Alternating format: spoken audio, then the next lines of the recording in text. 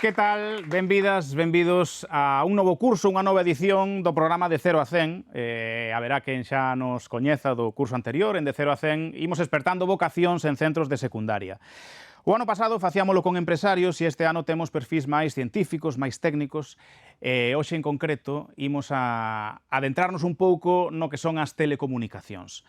Vamos a ter hoxe a un investigador, a un enxeñeiro especializado neste tema. El traballa no Centro de Investigación en Tecnoloxías de Telecomunicación, aquí na Universidade de Vigo, o Centro Atlantic. Estamos, de feito, nun IES vigués tamén, o IES República Oriental do Uruguai, e con vos, cos alumnos, vai compartir un pouquiño cousas relacionados con algo que temos sempre no peto, que son os teléfonos móviles, non? As redes ás que se conectan, os datos que recopilan, como funciona un pouquiño todo isto. Xa non me vou a estender máis, porque temos a un convidado que seguro que quere contarnos moitas cousas, así que damos a benvida e aplaudimos a Juan José López Escobar. Benvido, Juan José. Que tal? Toma asento, por favor. Bueno, dicía un pouco que eres enxeñeiro en telecomunicacións e que estás no Centro de Investigación de Telecomunicación da Universidade de Vigo, que é o Atlantic. E sacaba antes do peto o teléfono móvil porque creo que é un pouco no que estás especializado. E, sobre todo, quería facerche unha pregunta, que seguro que eles tamén se fan de vez en cando, que é isto de que o móvil nos escoita, non? A veces dicimos que estamos falando dunha cousa, ou xusto quedamos con un amigo e falamos de ir de viaxe a non sei onde, colles o teléfono móvil e de pronto toda a publicidade que che sale está relacionada con ese destino. Ou dices, bueno, vou quedar cos amigos e vou poder pizza. E de pronto todos os anuncios que salen son de pizza. Entón, sempre nos facemos esa pregunta moitas veces. Non sei se é empezar polo alto facer esta pregunta, e o mellor é complicada de responder, pero por que a veces dicimos que o móvil nos escoita? Esa sería a pregunta inicial, que entendo que é un pouco complicada de responder. Bueno, en primer lugar, dar as grazas á Voz de Galicia por esta invitación. Pois sí, é unha pregunta bastante complicada de responder.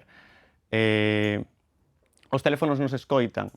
Sí, poden escoitarnos. Os teléfonos móviles teñen a capacidade pois, tanto de captar o son como de procesalo, envialo á nube e logo pois, suxerirnos cousas. Pero realmente nos están escoitando todo o tempo? Iso non é así.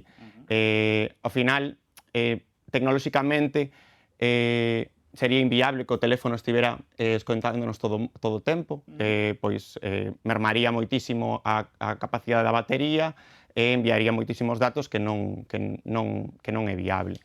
Pero que sí, ao final, a interacción que temos co teléfono durante todo o tempo, pois iso xera unha serie de datos que son moi relevantes. Como te dicías, comentabas, pois cando estamos planificando unha viaxe cos amigos e demais, pois ao final no Instagram podemos consumir ao mellor contido dunha determinada ubicación e ao final esas publicacións teñen datos desa ubicación e logo pois a publicidade relacionada con esa ubicación. O mesmo pasa pois co tema da comida. Nos estamos un sábado á noite, queremos pedir unhas pizzas e logo, pois, na aplicación de pedir a comida, o primeiro que aparece son pizzas. Por que é iso? Ou a publicidade que nos sae son pizzas. Por que é iso? Porque, ao final, pois, é algo moi común que pide a xente, pois, un sábado á noite. Entón, ao final, é unha mistura. Sí que é certo que o móvil pode coller certa información puntual e ao final pois xerar unha especie de usuario digital sobre nós, pero tamén é a información que está xa publicada na rede, que ven doutros usuarios e ao final pois os seres humanos comportámonos dunha maneira moi dentro de cada un das nosas particularidades, pois temos un comportamento bastante similar en xeral. Falemos un pouco, entón, da configuración dese usuario digital, no? Do que me estás falando. Porque antes eu falaba, bueno, do teléfono móvil, no? Pero mellor estamos no ordenador do traballo ou no ordenador da casa e buscamos aí cousas ou facemos cousas que despois, cando collemos o teléfono móvil, teñen que ver co que fixemos noutro dispositivo diferente, non? Non sei se isto é o que se chama Internet das cousas ou non, ou como se lle chamaría a esa relación que hai multidispositivo que temos en distintos dispositivos e que cada vez temos máis na casa conectados a Internet. Sí, isto pois é unha parte do que nos coñecemos como Internet das cousas. Ao final, Internet das cousas é calquera obxecto que poda ter conectividade a Internet para, pois, enviar datos, procesalos e logo, pois, facer calquera tipo de tarefa, xa sexa suxerirte contido, xerar alertas sobre tráfico na cidade, etcétera.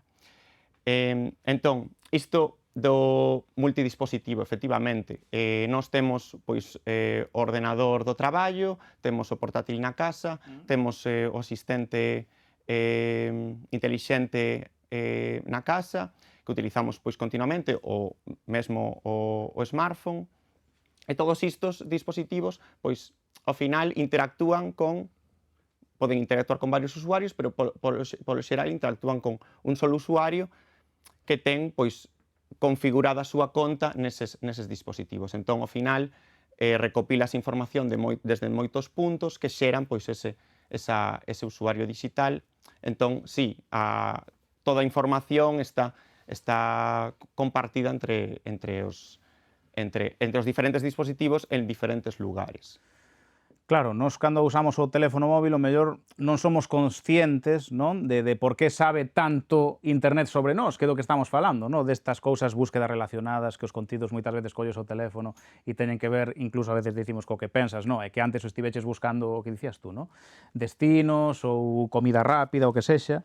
Entón, a pregunta é, de onde saca todos eses datos a Internet das cousas para que teñamos unha experiencia tan, non sei se dicir, personalizada, non, ou sexa, tan adecuada ao noso perfil digital do que estamos falando.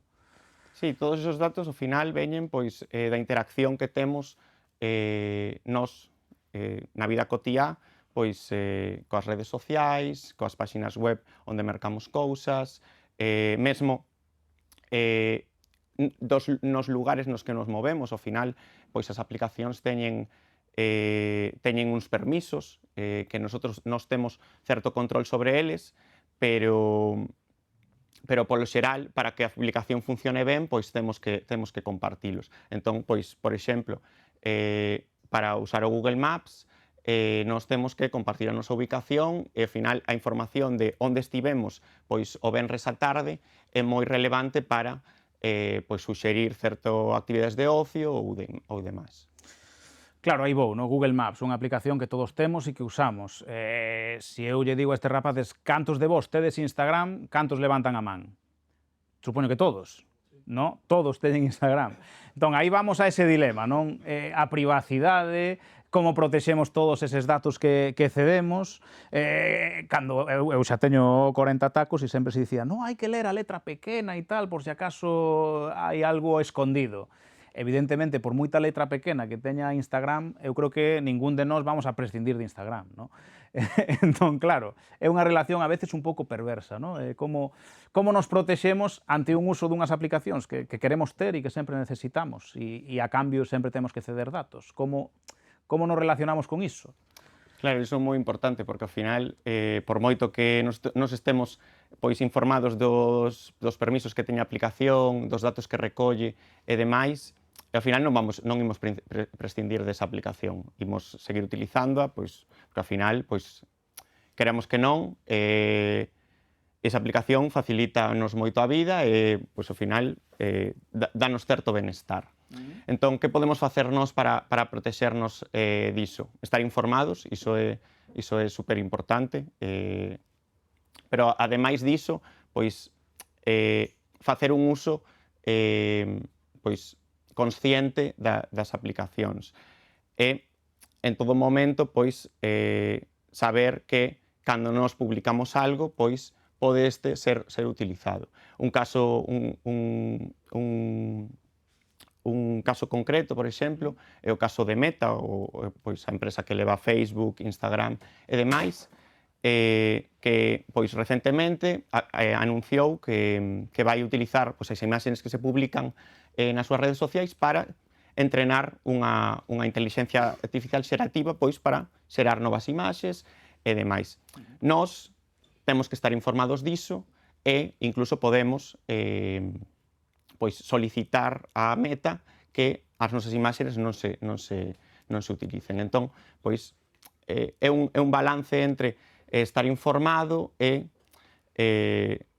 saber que servizos imos querer utilizar. Vamos, que a veces compensa un pouco perder o tempo, non? Cando baixas unha aplicación en ver que opcións non estás configurando, ir a tuerquita, non? A axustes, e normalmente é máis cómodo darlle a aceptar e empezar a disfrutar dos servicios e a veces paga a pena un pouco deterse niso. Efectivamente, de feito, pois, cando instalemos unha aplicación, agora, pois, nos sistemas Android, pídenos uns permisos, se unha aplicación que eu non sei, un videoxogo, pídeche o permiso para activar a cámara ou o micrófono e isto non é necesario para xogar o videoxogo, pois hai que sospeitar un pouco, non? Pero entón hai que ter un pouco esa conciencia digital, ¿no? Efectivamente. De non expoñer gratuitamente, entre comillas, porque gratis é, pero ata certo punto, todos os nosos datos, ¿no? Pois con Juan José López Escobar, que é enxeñeiro en telecomunicacións, estamos falando destes dispositivos móviles e aproveitando que te temos aquí, que eres tamén experto, como dicíamos, en Internet das cousas, non? Falamos un pouco da Internet das cousas a nivel, o mellor, máis doméstico, máis da casa, máis do traballo, máis particular, pero máis alá diso, da interacción cos aparatos electrónicos conectados a Internet, como podemos definir a Internet das cousas? Para que máis cousas serve? Pois a Internet das cousas serve para moitísimos máis ámbitos, non só pois, o tema doméstico de ter asistentes virtuais que están comunicados, pois, eu non sei, coa lavadora, coa nevera, coa porta da casa, co robot aspirador. Un caso moi relevante deste Internet das cousas que pois, podemos facer uso todos nós son o que coñecemos como cidades intelixentes, as smart cities. Ao final, pois, cada cidade medianamente grande está a instalar pois, sensores en todas as rúas pois, para controlar o tráfico, controlar a iluminación, controlar a calidade do ambiente desa cidade, e toda esa información pois, é recollida, enviada á nube e procesada para facer diferentes cousas. Que nos pode, por exemplo, en que nos pode servir a nós? Pois, por exemplo, nós queremos facer unha ruta por certa zona da cidade e ir tendo en conta que a calidade do aire, non? Pois entón, ese algoritmo intelixente da cidade intelixente, pois o que fará é suxerirános unha ruta tendo en conta, evitando zonas de tráfico, suxerirános pois, zonas verdes e demais, pois, por exemplo, é un uso que se pode dar a Internet das cousas nas cidades intelixentes. Tamén, pois, o control do tráfico e demais. Bueno, de feito, creo que tes un trebello, vou no coller, que ten que ver un pouco con isto, no? Fálanos deste trebello que trouxeches. Este aparello, pois, que nos estás contando. É un gateway, unha pasarela de tecnoloxía LoRaWAN. Esta é unha tecnoloxía para Internet das cousas que nos permite, pois, cubrir un amplio rango de espazo con moi pouca inversión.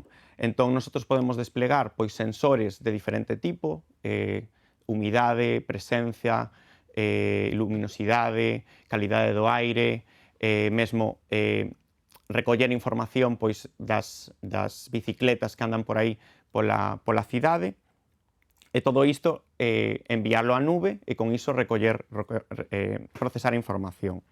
Entón, esta é unha tecnoloxía bastante novidosa, que nos permite, pois, eso, cubrir unha zona moi grande e utilizar para dispositivos dun consumo moi baixo. Ou seja, datos, por exemplo, de humidade que poden ser relevantes ou de contaminación, no? CO2, de consumo. que simplemente son cifras que consumen poucos datos, pero, bueno, tes moitos sensores nese aspecto e, por exemplo, podría servir para iso, no? Sí, Detectar índices de contaminación nunha determinada zona e, en base a eses datos, ofrecer, cando alguén se conecta a internet, pues, suxerir pues, unha ruta máis saludable, como Sí, vos e dicía. todo isto pois podería estar conectado con moitos máis servizos, por exemplo, o tema do alquiler de bicicletas ou alquiler de motos na cidade, pois para cruzar os datos e suxerirte pois a ruta máis adecuada para determinado tipo de servizo. E tamén quería preguntarche un pouco, o sea, falamos, vale, das smart cities, falamos do uso de internet, digamos, tamén a nivel doméstico, os teléfonos móviles. Entendo que tamén hai un internet das cousas máis industrial, empresarial, económico, no? Non sei que exemplos poderíamos poñer, o sea, ocúrreseme, pois, pensar nunha cadea de roupa que o mellor todos mercamos ali, e que se lle acaban as sudaderas, e entón, como detecta que se acaban as sudaderas, na fábrica dicen, hai que facer máis sudaderas, no? Pode haber aí como unha relación tamén industrial na internet das cousas, conectar tamén económicamente as fábricas e os consumidores. Sí, de feito existe xa, xa desde varios anos o termo de o internet das cousas industrial, non? É un internet das cousas que non se dedica soamente a recoller datos, enviálos a nube e procesalos, senón que xa é un intercambio de datos máis colaborativo. O que comentabas das tendas de roupa. Ao final, pois as tendas de roupa están a instalar sensores en cada unha das tendas para pois, detectar iso, baixo stock de determinada prenda, ou esta prenda está a venderse moitísimo máis. Entón, toda esa información envíase logo pois, á industria e optimízanse, pois, neste caso, pois, a produción desa prenda. Tamén utilízase mesmo na mesma planta industrial pois para automatizar procesos de temas de logística e tamén os robots autónomos que pois facilitan o traballo dos traballadores na empresa. En todo iso necesita de certa sensórica e certa comunicación colaborativa pois que mellore e que faga todo ese traballo tamén seguro para os traballadores. Pois aquí estamos no IES República Oriental do Uruguai, aquí en Vigo, no programa de Cero a 100 da Voz de Galicia en colaboración coa Consellería de Educación, falando cun enxeñeiro de telecomunicacións, con Juan José López Escobar, de todas estas cousas de dispositivos móviles, de internet das cousas. E todas estas cousas son cousas que están conectadas a internet. Creo que unha das túas especialidades son as redes 5G e 6G, no? Que son redes de datos inalámbricas. E quería ir un pouco aí, no? Quero dicir, si cada vez hai máis cousas conectadas a internet, cada vez vamos a necesitar máis ancho de banda, máis, non sei se se pode dicir potencia, pero quero dicir, cantas máis cousas haxa conectadas a internet, as redes van ter que ampliar cada vez máis a súa capacidade, no? Como estamos hoxe, que creo que estamos no 5G, e cara a onde imos no futuro? Quero dicir, como está, digamos, a carretera, a estrada por onde vai viaxar todo isto? Sí, pois a estrada xa está medianamente preparada. De feito, o 5G, aínda que nos o temos nos nosos móviles, utilizámolo normal todos os días, realmente é unha tecnoloxía que xa está pensada pois no internet das cousas, en conectar moitísimos dispositivos. Entón, xa as tecnoloxías actuais xa dan unha capacidade, xa han evolucionado e facerse tan modernas que xa permiten esa conectividade masiva. Logo, pasaremos o 6G, que o que nos permitirá será todos esos datos que nos hemos recibido, poder procesalos e ofrecer novos servizos que agora pois non é de todo posible. Por exemplo, o tema da inteligencia artificial en todas partes. Agora mesmo nos facemos uso dunha inteligencia artificial que está na nube. A nube é moi potente porque ten moitísimos servidores traballando en conxunto, permítenos pois procesar os datos en tempo máis ou menos real enviar os resultados, pero no 6G nos, pois, o que buscamos é que toda esa inteligencia artificial se acerque aos dispositivos final, que vayan ao edge, ao borde da rede, e así podamos utilizar a inteligencia artificial en calquera punto pois, en calquera dispositivo, non só mellor nun ordenador, sino nun teléfono móvil, sino máis que no teléfono móvil, na rede de acceso, nas estacións base de telefonía móvil. Entendo que en internet máis alá dos megas por segundo, non? Ou seja, da capacidade, é tamén importante de cara ao ter unha experiencia real co entorno, o que se chama latencia, non? Ou seja, creo que eso a veces olvidámonos dese término e creo que tamén é importante. Non está moi ben ter 1 giga na casa contratado de fibra, entendámonos, pero ao mesmo tempo a conexión ten que ser rápida, non? Para que o feedback sexa casi instantáneo, non? Aí tamén vai un pouco a experiencia real e entendo que de cara ao futuro que falamos de cada vez as cousas sexan máis cómodas e as interaccións máis guais, non? Isto ten moita importancia tamén. Que non é só datos, senón o tempo de procesado. Efectivamente, non só necesitamos ancha demanda para enviar os datos, tamén o que necesitamos é que os tempos de resposta, a latencia, pois sexa baixa e cumpla uns requisitos de calidade de servizo de acordo a cada servizo. Entón, por iso, o que se busca, tanto nas redes 5G que xa existen, como nas redes 6G, é que ese procesamento non se faga só na nube, se faga tamén no borde. Entón, o tempo de transmisión ao borde da rede, ou a rede de acceso, é moitísimo menor, entón podemos pois, ter tempos de resposta moito máis curtos. E cando vai ser o salto de 5G a 6G? Mais ou menos, ou seja, antes tiñamos o 4G, fai ano e pico xa se instaurou o 5G, o sea, como é o 5G de capacidade máxima, digamos, aquí pode ser un pouco técnico, o sea, ata onde chega o 5G en capacidade de datos e que vai supoñer e cando vai ser o salto a 6G? Mais ou menos, Sí. O que che din Bill Gates e Jeff Bezos. Neste momento, o que plantéxase é que o 6G comece a implantarse no 2030, é dicir, dentro de pois 5 ou 6 anos. Agora mesmo pois estáse facendo investigación en que é realmente o que vai definir o 6G. Ao mesmo tempo, pois estáse traballando nas redes 5G actuais para poder adaptarse a ese 6G. E a crecente demanda de cada vez máis dispositivos e máis datos conectados, non?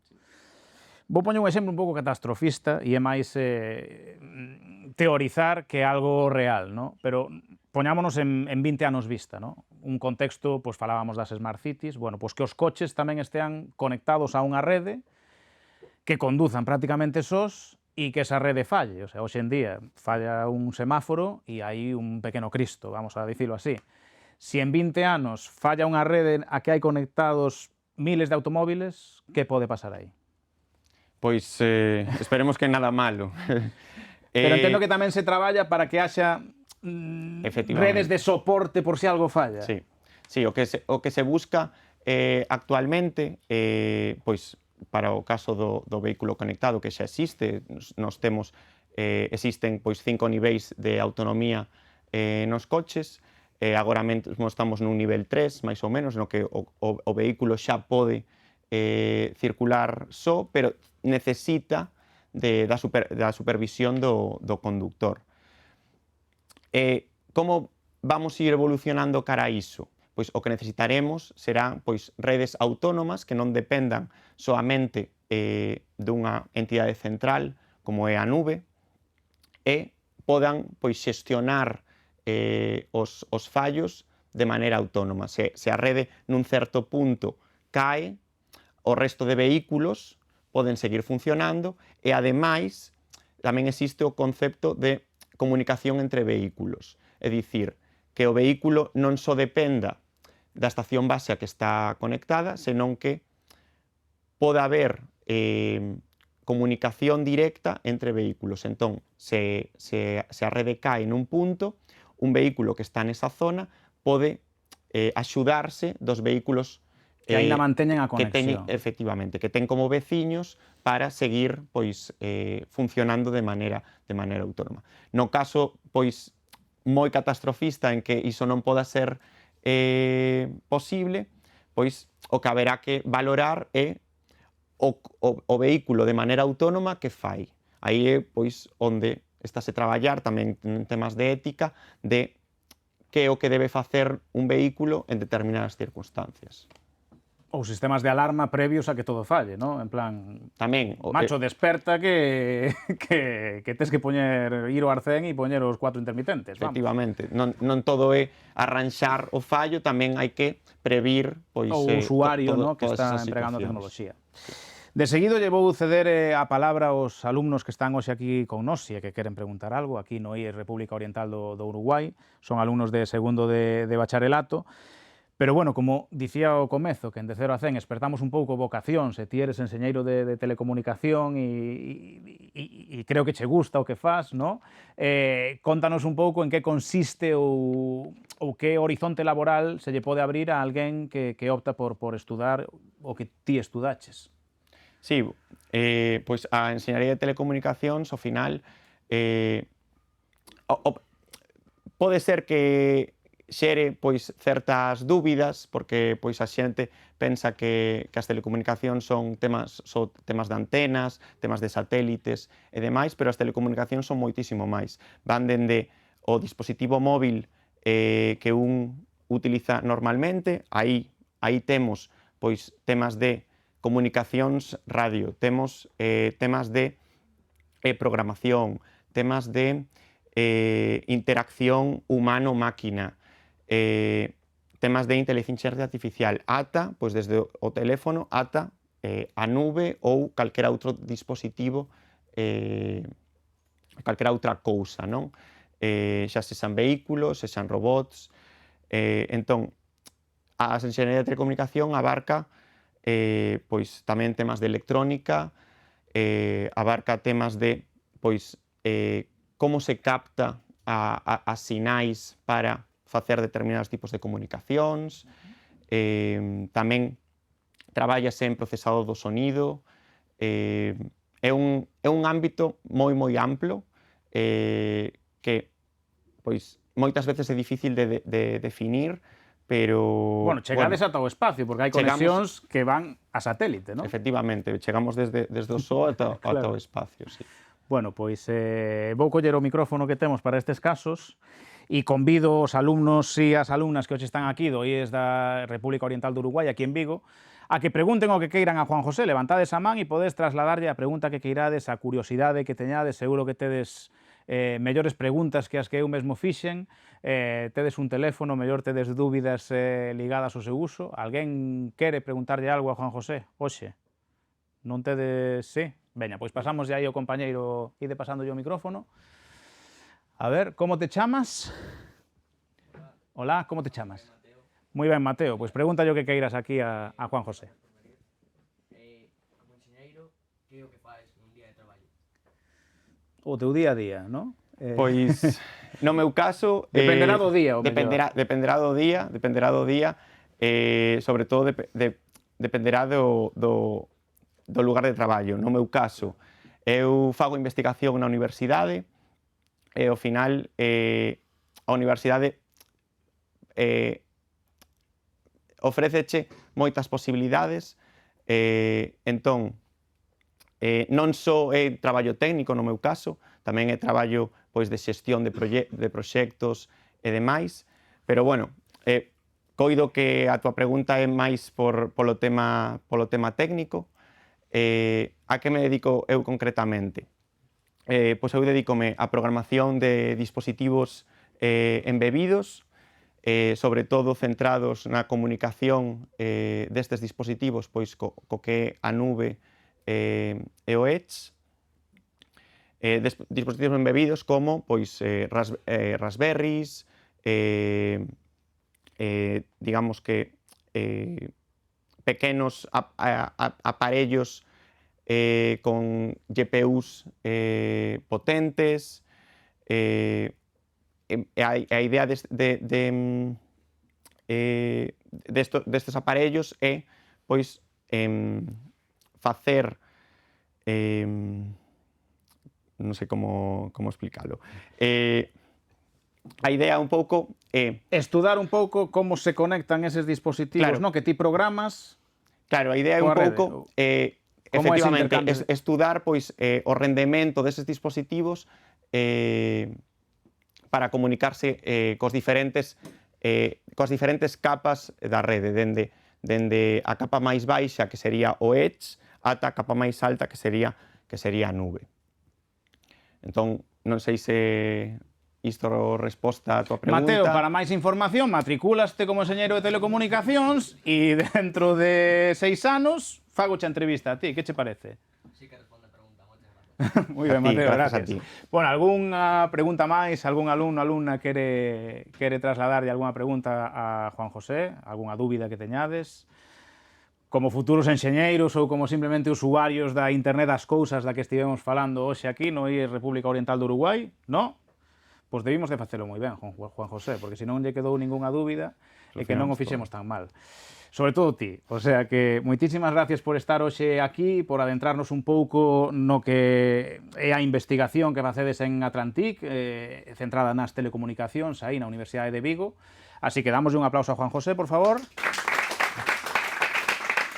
E todos vostedes xa saben que de 0 a 100 sigue, así que permanezan atentos porque imos a seguir este curso Espertando Vocacións en centros de secundaria.